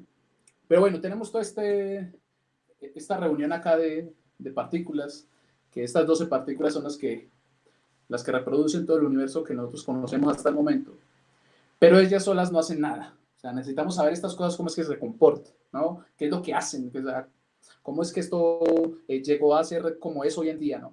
Y para poder entender eso y saber estas cosas, cómo interactúan y cómo es que decaen y cómo es que chocando una cosa con otra producimos otra nueva, necesitamos algo, una expresión, una ecuación que, por decirlo así, podemos compararla con algo equivalente a una ecuación de Newton para estas cosas, ¿no? Es una ecuación bellísima, es una ecuación demasiado simple, ¿no? Entonces se van a sorprender. Y esa ecuación es esta. Bueno, está bien, no se engañe un poquito, ¿no? O sea, pero bueno, resulta que básicamente esta ecuación que está acá es el modelo estándar de partículas elementales, ¿no? O sea, esto recibe el nombre, en los físicos les decimos esto lagrangianos. De acá podemos sacar energías, podemos sacar muchas cosas. Resulta que si tomamos esta ecuación, podemos saber cómo es que los átomos se juntan. Y si tenemos una computadora lo suficientemente potente, la tomamos y cogemos esta ecuación, podemos saber el por qué el ADN tiene la forma que tiene. También podemos saber por qué el cielo es azul. O sea, con esta ecuación podemos saber todo lo que sucede con nuestro universo conocido. Y este es el modelo estándar de partículas elementales. El modelo físico más exitoso de todos los tiempos. Es el modelo físico que más veces ha sido probado en laboratorio y más veces acierta en sus predicciones. Pero más o menos hasta el 2012, digamos, no era todo tan bello. Eso estaba incompleto. Y si le hacemos un zoom a esto, faltaba algo muy importante y lo subrayé acá, ¿no? Si vemos esta expresioncita de acá, vemos acá unos Ws. Esos Ws son esas particulitas que llamábamos ahorita, ¿no? Y tenemos los Z, es decir, esos W se mantienen junticos y los Z se mantienen juntos, pero hay una H ahí que no hemos comentado nada, ¿no? Esa H es esta que está acá. Es el bosón de Higgs. Ese bosón de Higgs es algo bien sorprendente, ¿no? Recuerden que cuando iniciamos esta charla yo les dije, yo trabajaba en cosmología y quería saber, o sea, de dónde rayos viene la masa de las cosas, ¿no? Pues la masa de las cosas viene de acá, de esta partícula, de esta pequeña cosita que tenemos acá. Y esta partícula fue descubierta en el LHC, ahí en el CERN. fue descubierta en el año 2012 y por eso le dieron un premio Nobel a una persona que ya vamos a ver en el 2013, que se tardó, o sea, la comunidad científica se tardó 48 años, más de 48 años, para confirmar lo que este señor había dicho. O sea, 48 años. Primero la comunidad científica lo miraba a él y decía, o sea, esto no puede ser, usted está loco, esto no puede existir, necesitaba unas cantidades de energía tremendas para poder confirmar esto. Hasta que se creó el LHC. Una máquina tan potente, una máquina tan poderosa, que fue capaz de descubrir esta particularidad. Y el señor se llama Peter Higgs. Recibió el premio Nobel de Física en el año 2013 por el descubrimiento del bosón de Higgs. ¿Sí? Este es el señor, es una cosa tremenda. Pero bueno, ¿qué es eso del bosón de Higgs? ¿Sí? A veces, ¿cómo funciona eso? Esto se llama el mecanismo de Higgs. Entonces resulta que para entender esto, vemos que el mecanismo de Higgs, el campo de Higgs está en todo el universo, o sea, permea todo el universo. Entonces, bien, vamos acá imagínense entonces, vamos a explicarlo, digamos, de una forma bien ridícula. Vamos que yo estoy acá, que estamos todos nosotros los que estamos acá en una sala, ¿no? Viendo esta espectacular conferencia. Muy bien, entonces estaban ustedes sentados, yo estoy dando la charla, y resulta que en ese momento llega Bad Bunny, ¿no? Él llega y todo el cuento, o sea, ¿y qué va a pasar? A muchos de ustedes con muy alta probabilidad, pues se va a acercar a donde está él, le van a pedir autógrafos, fotos, o bueno, otros lo van a buchar, bueno, en fin, no sé qué va a pasar. Y resulta que Bad Bunny quiere llegar a lo último de la sala, o sea, quiere sentarse por acá, ¿no? Pues para que suceda eso, Bad Bunny, pues, o sea, va a ser muy difícil, ¿no? Para que suceda eso con él, o sea, porque va a tener mucha gente alrededor, entonces se va a demorar mucho en poderse sentar. Luego entonces yo termino la charla, le doy paso a otra persona o lo que sea, y quiero sentarme al lado de Bad Bunny, ¿no? Preguntarle por una canción de él y todo eso. Obvio. Entonces, quiero sentarme allá donde está él y ¿qué sucede? O sea, pues como yo no soy tan popular, no tengo tantas canciones pegando en Spotify, pues no va a pasar mayor cosa, ¿no? Voy a poder pasar tranquilamente la sala, ¿no? Pero bueno, ustedes se preguntarán esta historia ridícula que tiene que ver, ¿verdad? Nada, solamente quería meter a Bad Bunny. No, mentiras. Resulta que ustedes hacen el papel, ¿sí?, del campo de Higgs. Bad Bunny sería una partícula masiva, una partícula con masa. Yo sería un fotón. Como no tengo masa, voy a atravesar el espacio a la velocidad de la luz. Y Bad Bunny no puede. O sea, Bad Bunny es una partícula con masa, entonces puede ser un electrón, un muón, un tau o lo que sea. Pero yo sería una partícula sin masa que viaja a la velocidad de la luz, es decir, sería un fotón. Ese es el campo de Higgs, o sea, una cosa que permea todo el espacio-tiempo, todo el universo.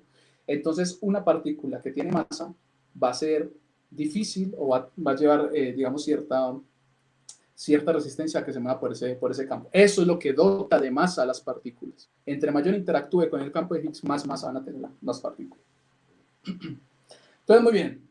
Todo muy bello, todo muy bonito.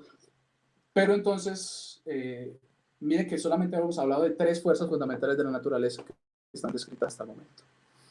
Nos falta la cuarta fuerza fundamental que se una con esas otras 3, es decir, la gravedad que se junte con estas. ¿Para qué? Para poder entender esa superfuerza, para poder entender lo que pasaba al inicio de los tiempos, cuando solamente estaba la superfuerza. Entonces, para poder describir esto, está la supersimetría. Este es un modelo teórico que pues, hasta el momento no ha sido probado. Pero entonces la simetría lo que hace es plantear hipotéticamente la existencia del doble de partículas que ya teníamos del modelo estándar. Y resulta que muchas de esas partículas podría dar explicación a lo que es la materia oscura. Entonces, posiblemente, y acá, digamos, no siendo muy precisos, acá, digamos, especulando un poco, próximamente o en unos años, el LHC pueda descubrir estas partículas. Y hay otra cosa, otro modelo científico, otro modelo físico, aún más general, que considera absolutamente todo es todo, y es la teoría de cuerdas. Pero la teoría de cuerdas, o sea, lo puede considerar todo, es muy bonito y todo, pero para probarla necesitamos un acelerador como el de LHC más grande o del tamaño de nuestra galaxia. Por eso es que hasta el momento, o sea, si vamos a testear las cosas con la tecnología que tenemos hasta el momento, sería casi improbable. Ese es el problema hoy en día. Entonces, bueno, tenemos herramientas, pero pues hay que trabajar más en ello, seguir buscando, seguir indagando, seguir colisionando cosas. Ahora bien, nos vamos a la actualidad. Entonces, si ven esta foto muy bonita que está ahí, no sé qué ha pasado hoy en día? O sea, entonces, sí, todos son muy pesimistas, hay muchas cosas por descubrir, no hemos descubierto nada, pero, o sea, ¿qué pasa hoy en día? Entonces, esta foto es en el Fermilab, un laboratorio que queda en Estados Unidos, y hace poco fue tendencia. Resulta que acá en esta cosa es un acelerador pequeño, que está dentro pues, de una, bueno, pequeño entre comillas, no esta cosa gigantesca ahí en ese salón, pero resulta que acá lo que hacemos es, lo que hacen es poner a circular muones. ¿Se acuerdan de los muones? El primo gordito del electrón, los ponen a circular y resulta que el muón, esta flechita que está acá, la representa por algo que llamamos el momento magnético. Básicamente es, veámoslo así como el imancito de esta cosa. Y resulta que ellos vieron que ese momento no era muy acorde con lo que predecía el modelo estándar de partículas. Es decir, había una desviación ahí grande, ¿no? De 4.2 sigmas, ¿no? En ciencia, bueno, en física lo que hacemos es cuando esta diferencia entre lo que es el modelo estándar y lo que es el experimento es mayor de 5 sigmas, hay un descubrimiento rotundo. Si es menor, digamos, hay indicios o como esto está cercano al 5, o sea, no es un descubrimiento como tal, pero es un gran indicio de que hay algo más. O sea, hay algo que está fallando nuestro modelo estándar. Entonces hay nueva física detrás de esto.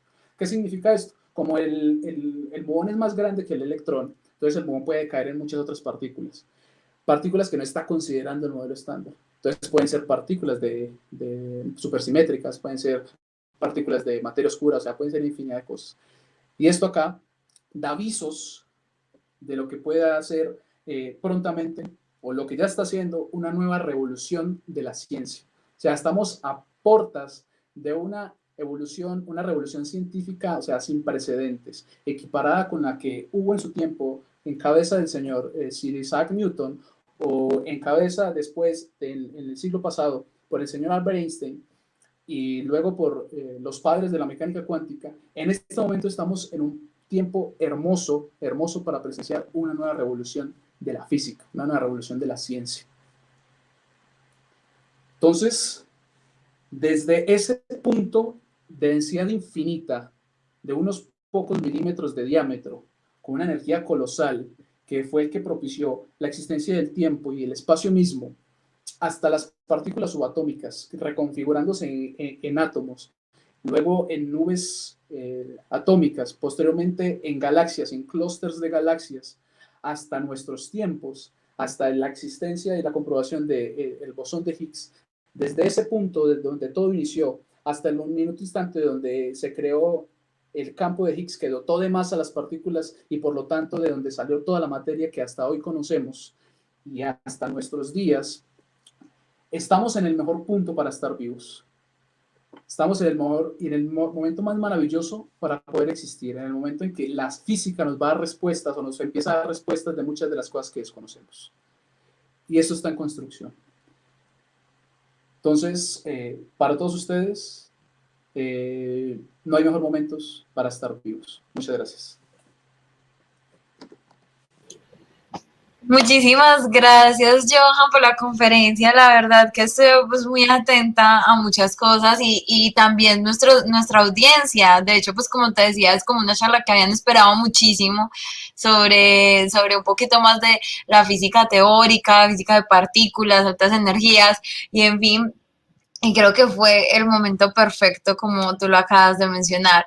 Entonces, muchísimas gracias por tan linda charla, por tan linda conferencia. La verdad que pues nos dejaste claro muchísimas cosas. Y pues como te decía, están muy inquietos por acá por la audiencia. Así que, ¿qué te parece si empezamos con los Espero poder comentarios y contestar lo las más posible. preguntas? No, yo sé que sí, yo sé que sí vamos a poder. Bueno, Pero no me de hecho cortes. nos han saludado desde muchos lugares. Por allí nos dice Alexander Vázquez, nos dice, hola, soy de Pereira, pero en este momento estoy en Chile. También por ahí nos hablan desde Dos Quebradas. Tenemos a gente desde Zarzal Valle, desde Pereira, obviamente. Y bueno, hemos estado pues como con varias personas allí interesadas, también una persona desde México por allí nos saluda. Y bueno, entonces yo creo que sin más preámbulos, empecemos de pronto con los comentarios y las preguntas, ¿te parece? Sí, sí, de una. Bueno, vamos a lanzarla. Igual ellos son lo mejor. Nuestro público es una cosa de locos. Nos pregunta Over Paul Pérez Hernández. Nos dice, yo me hago la idea, pues hay bastantes gráficas que lo muestran, de que las curvaturas espacio-tiempo es una dimensión, en una dimensión 2D. Pero imaginarme lo mismo en 3D aún no he podido. No sé si de pronto quieras complementar un poquito a lo que Over nos menciona. Sí, es una pregunta muy inteligente. ¿Por qué? Resulta que todas estas imágenes que nosotros siempre mostramos es para que, digamos, nuestra mente pueda percibir de una forma más didáctica, de una forma más allegada a nosotros o al público en general lo que sucede, ¿no? Pero no es en 2D, o sea, el espacio-tiempo es en 4 dimensiones, pero entonces imaginen ustedes cómo son las 4 dimensiones. Entonces, hagamos de cuenta, me muestran a ver si tengo por acá algo que pueda utilizar. Bueno, vamos de cuenta esta cosita que tengo acá, ¿no? Digamos que allí vamos a tener nuestras 3 dimensiones espaciales, profundidad, alto y ancho, ¿no? Entonces ahí tenemos nuestras 3 dimensiones. Hay una cuarta dimensión que es el tiempo. Y ese tiempo, en cada punto que conforma este espacio en 3 dimensiones, está implícito en él. Entonces, es decir, si yo tengo una partícula que está en un punto acá y mover hacia otro punto de ese espacio cuatridimensional, va a estar afectada si en una vecindad de ella hay un objeto masivo. Entonces, todo ese espacio de 4 dimensiones se va a curvar por un objeto que es muy masivo, ¿no? Entonces, imaginarnos a nosotros un espacio de 4 dimensiones es muy complicado, ¿no? Entonces, lo que hacemos es, hágase de cuenta que tenemos el ejemplo típico, una telita acá en la sábana y en la telita la vamos a poner una bola de billar y entonces cuando esto se curva, entonces, bueno, listo, ahí tenemos una representación, pero es una representación didáctica. Lo que sucede ahí es que tenemos el espacio en 3 dimensiones y añade una cuarta dimensión, ¿no? Ahora no lo dije, pero digamos, este momento es interesante para decirlo. Esa teoría de cuerdas no propone solamente 4 dimensiones, propone más. La propone 10, a una extensión a 11 dimensiones, muchos que a 12 dimensiones, y ya 13 dimensiones nuestro universo sería inestable. Pero entonces imagínense en esas cosas. Y para, digamos, verlo de una forma más didáctica también, imagínense una hormiguita que va caminando así por su escritorio. La hormiguita está caminando y nosotros la vemos en un plano, ¿no? Pero si tomamos un lente de un microscopio, podemos ver a esa hormiguita que tiene un volumen. Es decir, se nos está ocultando una dimensión. Entonces, cuando llegamos a esa dimensionalidad de la hormiga, pues se nos revela una dimensión más. Así es que funciona esto. Ok, no, es sensacional cómo funciona eso y saber que pues ahí está el tiempo siempre allí, sino que es que como tú le dices, es muy difícil, digamos, al menos graficarlo o simularlo, pero allí está. De hecho, allí nos complementa pues Eric Hernández Acosta, nos dice, hay de pronto una imagen que ilustra la distorsión de espacio-tiempo en 3D. De pronto allí que hayas visto. Vamos a ver, yo sumirlo. No la tengo acá, pero Si de pronto luego nos los puede compartir y nosotros las podemos subir a redes también, o nos dejas el link y nosotros se lo compartimos al compañero. O sea, no te preocupes, la información te llega si de pronto la tienes por allí. O háblanos un poquito sobre bueno. esta imagen.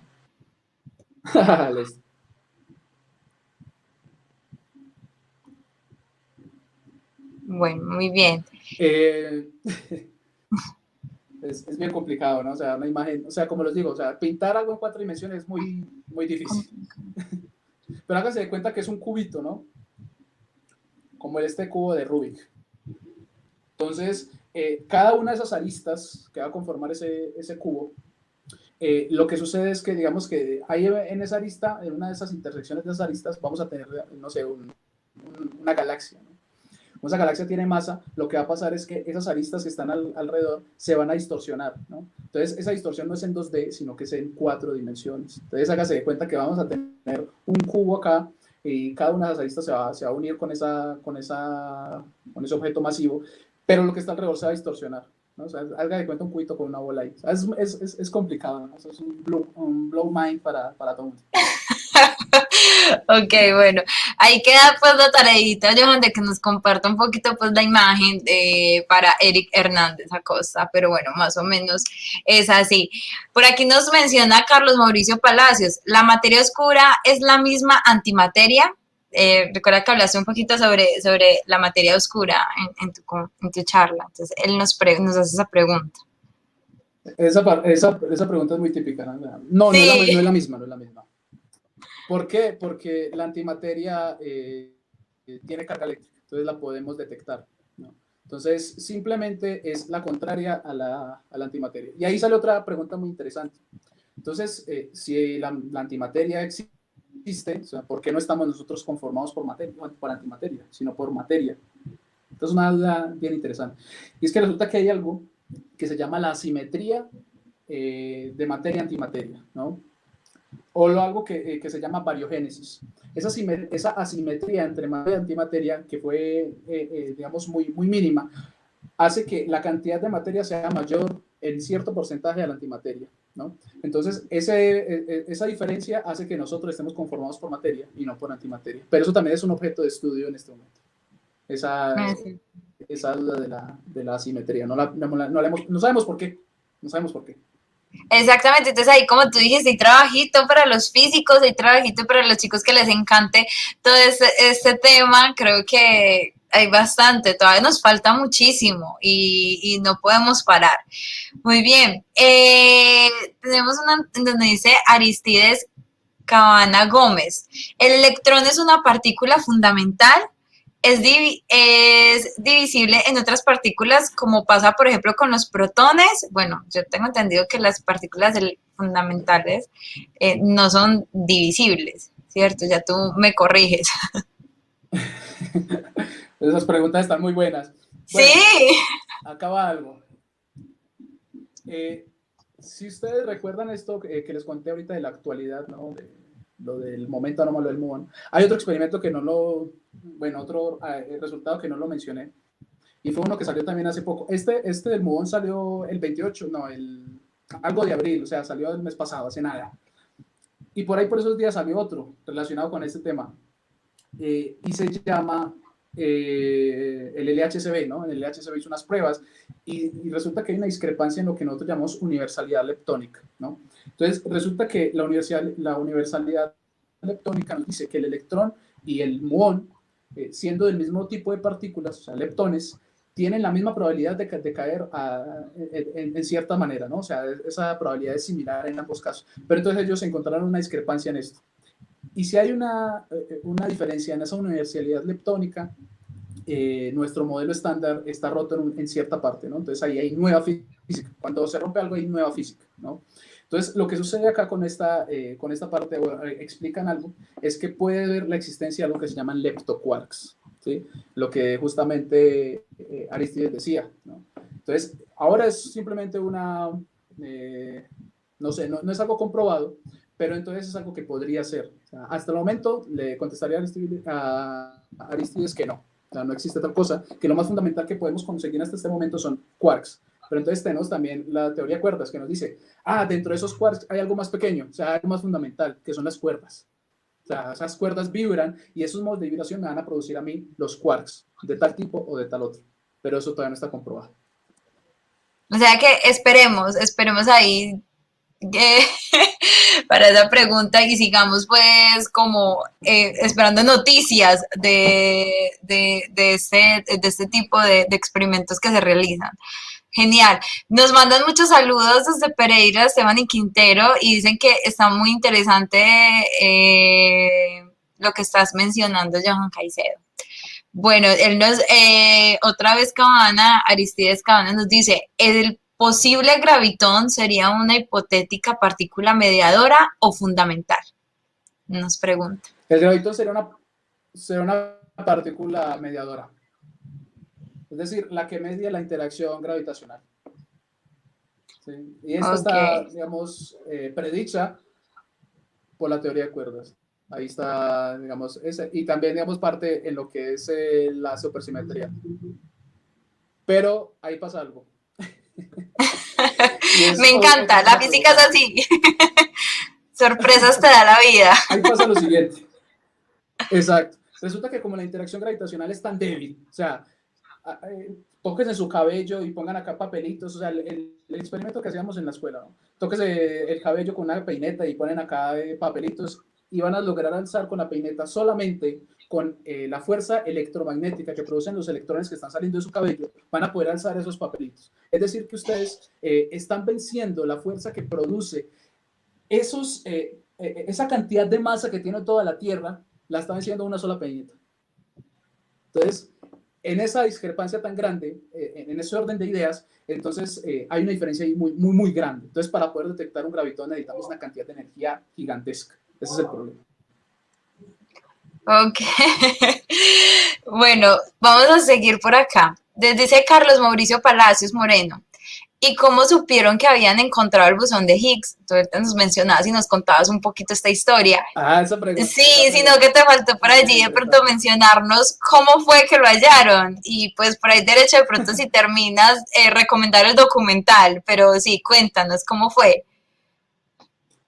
Bien, lo que sucedió fue lo siguiente. Bueno, de hecho, en el experimento, digamos, en esa comprobación, hubo una parte muy importante de científicos mexicanos que estuvieron en ese descubrimiento. Entre ellos estuvo mi asesor, el doctor Eduardo de la Cruz Morelos. Él estuvo presente en esa colaboración. Eh, ¿Y qué fue lo que sucedió?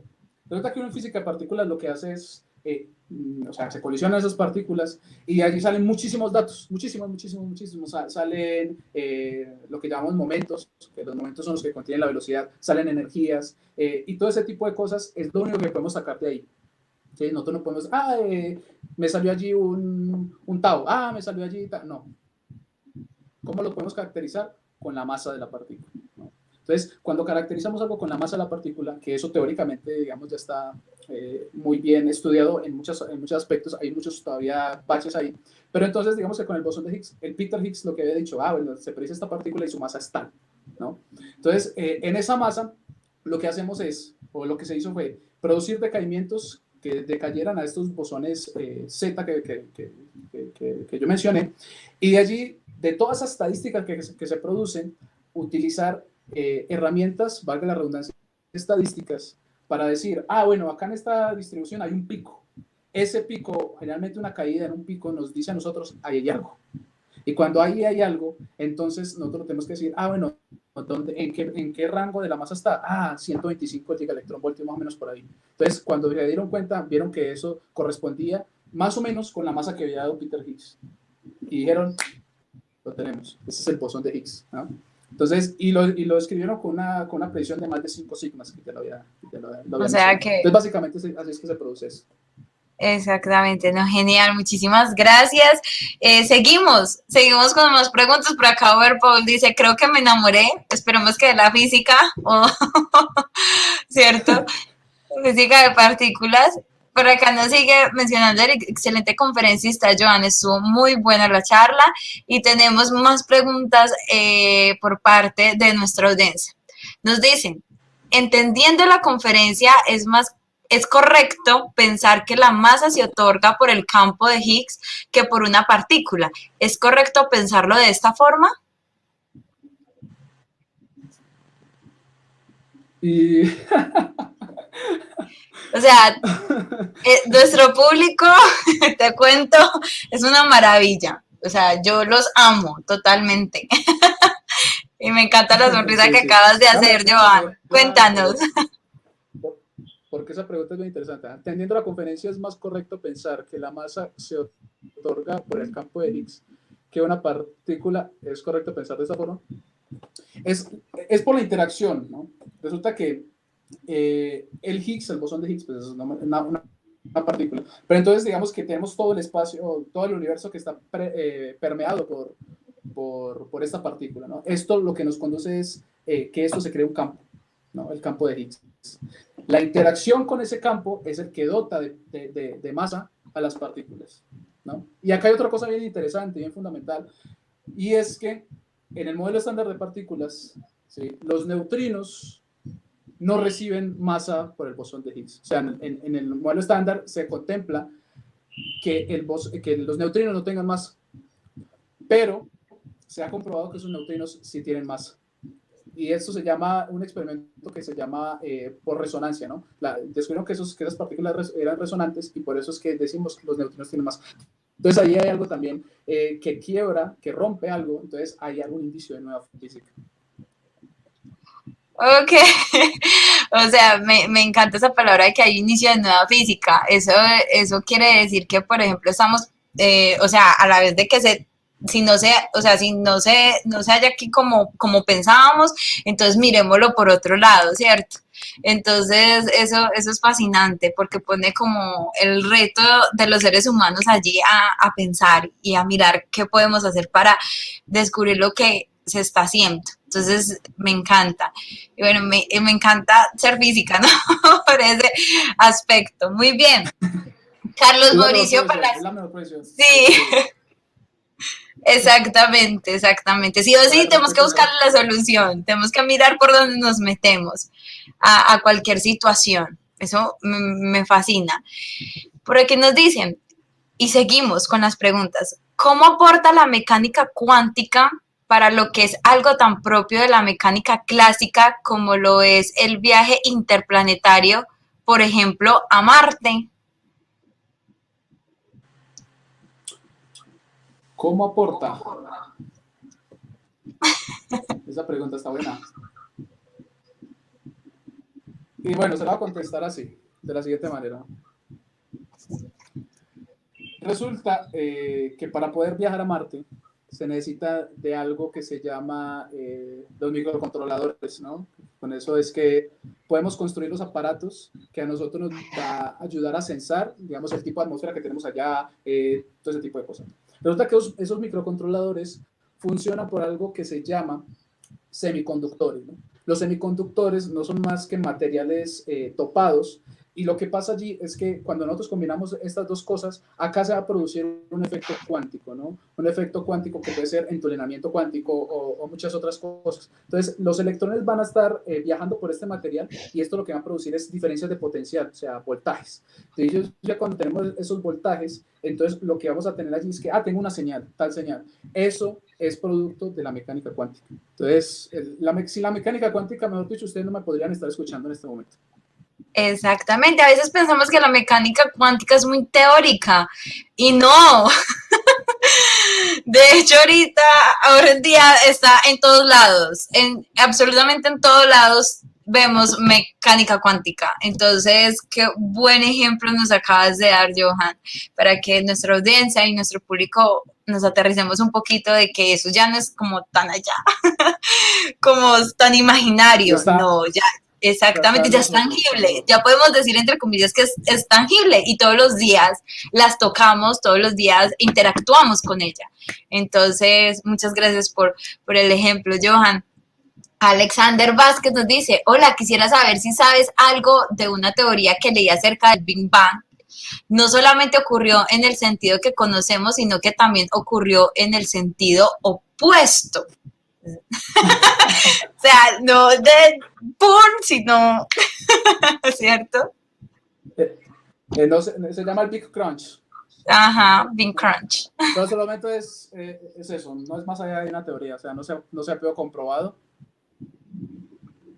pero hay gente que está trabajando en eso.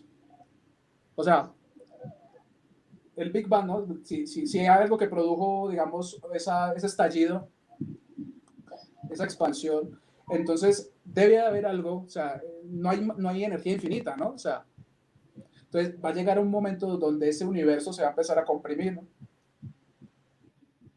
Eso es lo que se llama el Big Crunch, ¿no? Pero pues es solamente una especulación hasta el momento. No soy partidario tanto de las especulaciones. Exacto. Hay que esperar un poco, hay que esperar, seguir investigando.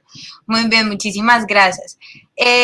Por aquí nos vuelve a decir, mientras este sentido se acelera y él expande, o sea, se va expandiendo, en el otro se contrae y es más lenta. Creo que habla como de lo que tú ahorita mencionabas, ¿cierto? Como un poquito como la explicación. Sí, sí. Exactamente. Bueno, por acá nos dicen, muy buenas noches desde Abejorrar, Antioquia. Nos están viendo desde esa Abejorrar es bien bonito. Ajá, exactamente. Juan David Rincón Estrada, gracias Joan, saludos. Cuéntales al público general los grandes retos que tiene la física de partículas, tanto a nivel experimental como teórico, para entender el momento anómalo del muón. Ah, eso es... Cuéntanos. Yo sabía que Van iba a hacer Amigo, compañero, cuéntanos, compañero. A ver, hay retos muy tremendos en esta parte. Porque para poder entender el por qué, digamos, ese experimento nos arrojó una anomalía en el momento anómalo del muón, necesitamos tener más estadística. ¿Qué es lo que nosotros en física de altas energías a nivel experimental llamamos tener más estadística? Básicamente tener más colisiones. Entonces, cuando tenemos más estadística, lo que pasa es que nuestras medidas van a tener una incertidumbre, un error menor, ¿no? Entonces, ¿qué sucede si, por ejemplo, el reto de ahorita con la física experimental y recolectamos más estadística y arrojamos que ese 4.2 se acerca a 5, vamos a tener un descubrimiento? ¿Qué descubrimiento? Que esta parte que dota el momento anómalo del muón, algo que está roto. Entonces, cuando algo se rompe, hay nueva física. Entonces, cuando hay nueva física, procedemos entonces a poder explicar qué pasa ahí. ¿Qué puede haber? Supersimetría, materia oscura, no lo sabemos. Hasta el momento, pues, no lo sabemos bien. Pero también en la parte teórica es muy importante acá, bien interesante. Por ejemplo, un profesor mío también de acá, del CIMBESTAB, él trabajó en la parte teórica del momento anómalo del muón, está trabajando en eso, y él trabaja en la parte de fenomenología, ¿no? Las cosas que podemos comprobar en los experimentos, pero teóricamente. Y él ha logrado calcular, hacer un cálculo allí, donde esta discrepancia no es tanta, pero entonces se debe considerar física más allá de lo que conocemos en este momento, y física un poquito más especializada, que en este momento lo que él trabaja se llama QCD, Chromodynamic, dinámica del quantum chromodynamic, ¿no? Entonces, esta parte, lo que pasa es que nos explica la interacción de los quarks. Entonces, como el muón está produciendo, puede caer en muchas otras partículas, entre esas partículas que están compuestas por quarks, entonces allí entraría la QCD, ¿no? La cromodinámica cuántica. Entonces, ahí hay otro aspecto que puede entrar aquí. Hay muchos aspectos, ¿no? Entonces, ahorita, de hecho, desde que salió, se ha producido un boom de papers y artículos científicos saliendo así. O sea, en un día ya habían 500 artículos tratando de explicar lo que pasa. Entonces, como puede haber física que ya ha sido trabajada, como física totalmente nueva. Genial, genial. Bueno, sigue siendo un reto todo eso y a veces las personas piensan que vamos a llegar como a un final de algo y no. Resulta que se resuelve algo y se generan muchísimas más preguntas, se generan muchísimo más que aprender, que conocer, ¿cierto? Y eso es lo rico. Y eso es lo rico de esta ciencia y esto es lo rico de estudiar, de ser científico, porque uno no se cansa como de tratar de descubrir y descubrir y descubrir y descubrir. Y como lo dije, o sea, nunca vamos a llegar como a un final, porque si llegamos a un final, pues definitivamente estamos en el lugar equivocado, ¿cierto? Porque cada vez se va a explotar más y más y más y más. Pero entonces ahí están las futuras generaciones, Johan también ya como tal como partidario, como científico, ¿cierto? Ahí están como tratando de resolver muchas inquietudes y agradecerte totalmente por esta charla. Por acá nos dicen, sería buena una conferencia sobre teoría de cuerdas y supercuerdas. Esto es chévere, esto esto es bastante, a mí me gusta mucho esta parte también de la física y creo que a veces es importante hablarla porque como lo decíamos anteriormente, o sea, muchas personas piensan que están muy lejos, o sea, que solamente la entienden los grandes científicos y en fin, y hasta los mismos grandes científicos a veces ni la entienden, pero creemos que podemos como llevarles a sus casas como un poquito para que ustedes vean que la ciencia está acá mismo, o sea, está cerquita de ustedes. Allí a solamente, mira, encender un computador y tratar como tal de explorar esta ciencia y este vínculo que es tan bonito. Bueno, entonces, hay que notar algo, ¿no? Cuando Albert Einstein planteó la teoría de la relatividad general, nadie la entendía, solamente él. Una única persona aparte de Einstein la logró entender años después y fue Eddington, el que le ayudó a comprobar esto experimentalmente para allá con el eclipse en África, ¿no? En el Cabo, sí, ¿no? ajá. Entonces, todo el mundo decía, o sea, ¿qué es esto? Esa teoría tan rara, ¿eso de dónde? O sea, nadie entendía eso, ¿no? Digamos que en este momento estamos así con la teoría de cuerdas, nadie la entiende. O sea, solamente las personas que trabajan en eso medio la entienden, ¿sí? Porque Sí. decía Richard Feynman que, por ejemplo, la mecánica cuántica, entre más la estudiaba uno, menos la entendía. Entonces, lo mismo debe pasar con la teoría de cuerdas. Hasta llegamos al punto del día de hoy que sin la teoría de la relatividad especial, por ejemplo, no podríamos tener el sistema de posicionamiento satelital, el GPS, ¿no? Ujú. Entonces, ahí va, ahí va. Ahí vamos, creo. La ciencia ayuda a eso, no solamente a evolucionar tecnológicamente, sino a evolucionar humanamente. Entonces eso es muy rico, eso es muy chévere y no agradecerte totalmente.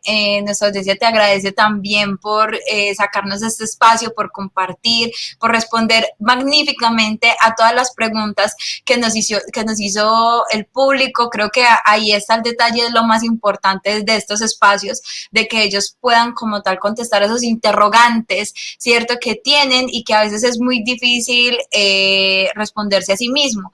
Entonces, muchísimas gracias, Johan, por sacarnos ese tiempito y por este espacio.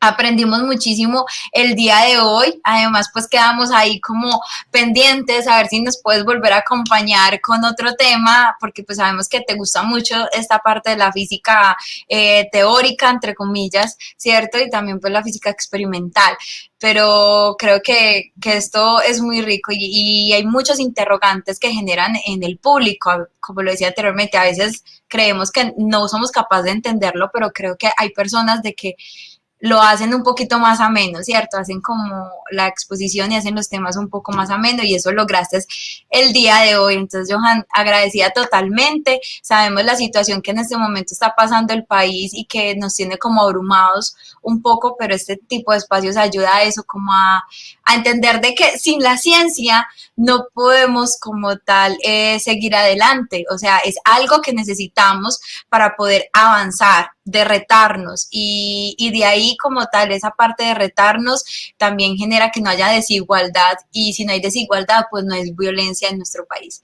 Entonces de verdad muchísimas gracias, Johan. Unas últimas palabras para este hermoso público que nos acompañó el día de hoy. No, muchas gracias, Jos, muchas gracias a todos los compañeros del observatorio, a las personas, a la gente que está viendo esto, o sea, genial el público que está con nosotros, unas preguntas espectaculares.